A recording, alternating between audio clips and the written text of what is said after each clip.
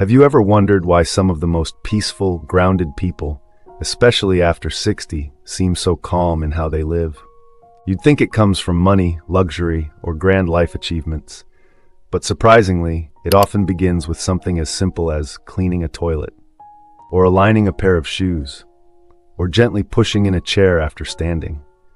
In today's video, I'm going to share 5 small, daily cleaning habits, inspired by Japanese wisdom and supported by modern science, that have quietly transformed thousands of lives around the world. These habits are simple, intentional, and deeply empowering, especially if you're over 60. Let's begin. Habit 1. Cleaning the toilet daily, a ritual for focus and humility. Most people avoid the toilet, but those who embrace it find peace. In Japan, cleaning the toilet is not just a chore, it's a spiritual act. Konosuke Matsushita, the founder of Panasonic, cleaned the office toilet himself every morning, not to impress anyone, but to keep his spirit humble. Soichiro Honda, the founder of Honda Motors, said cleaning toilets trained him to see what others missed and to stay grounded. And in the US, Marie Kondo, a global expert on tidying, still begins each day by cleaning her own toilet as a quiet ritual of gratitude. Science agrees. A study from Japan's Lion Corporation found that people who clean their toilets regularly earn, on average, $7,000 more per year than those who don't. Why? Because they're more organized, proactive, and respected. The CDC also confirms that cleaning the toilet daily reduces infection risk by up to 45%, especially for older adults. For me, it takes less than 5 minutes, but it clears my mind every single morning. It's no longer just a task, it's a practice. Habit 2. Lining up your shoes, calming the mind at the door. When was the last time you paused and aligned your shoes with care? In Japan, even preschoolers are taught to line up their shoes neatly, with the toes facing out, before entering the classroom. It's a way of saying, I've arrived, I'm home, I'm at peace. This habit resets the spirit, turning everyday chaos into calm. In the US, home organization systems like FlyLady teach us to create a launch pad by the door, a tidy space for shoes, keys, and bags.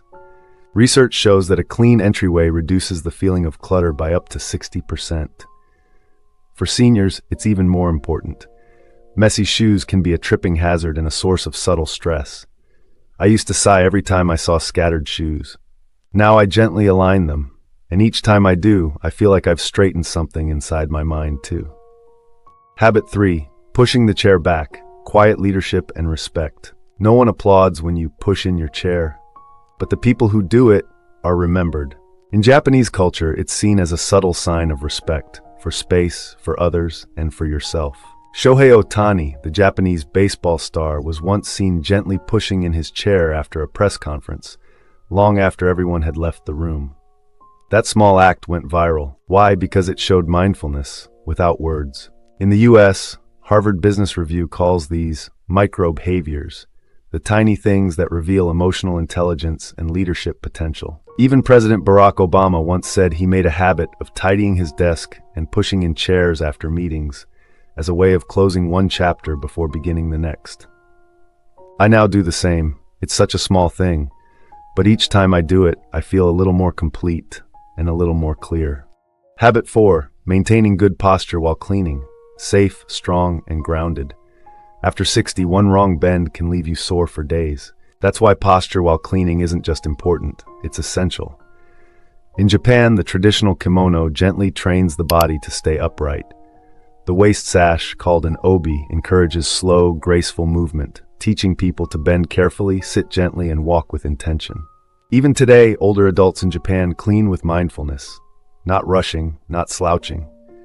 Here in the US, the National Institute on Aging found that maintaining proper posture while cleaning can reduce fall risk by up to 31%. The Mayo Clinic recommends bending at the knees, not the back, when lifting or scrubbing. After one painful fall, I made changes. I now use a small stool in the kitchen, a longer broom, and soft knee pads for floor work. It made cleaning gentler, and it made me feel stronger, more aware, and more in control. Habit 5. Embracing enough, the minimalist mindset. There's a quiet wisdom in knowing when to stop. In Japanese culture, the Zen phrase wabitaru wo shiru means to know what is enough. Not everything needs to be added. Not everything needs to be kept. I I used to hold on to too much, extra towels, old gifts, unused furniture. It felt like safety, but it was really just clutter in my home and in my mind. That changed when I discovered the philosophy of Danshari, to refuse, to discard, and to separate.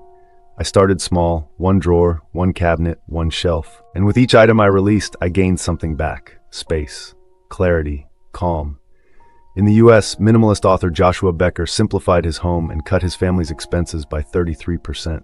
They now sleep better, live more intentionally, and spend more time together.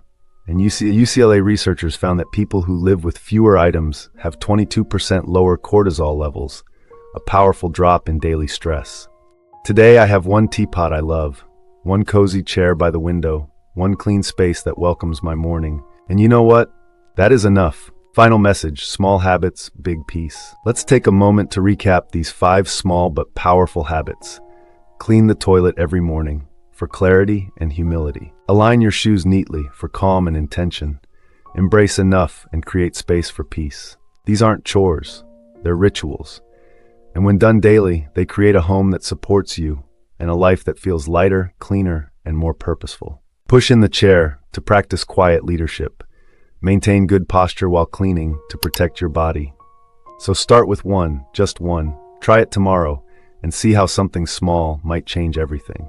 If today's message spoke to you, please support the channel by clicking like, subscribe, and leaving a comment below.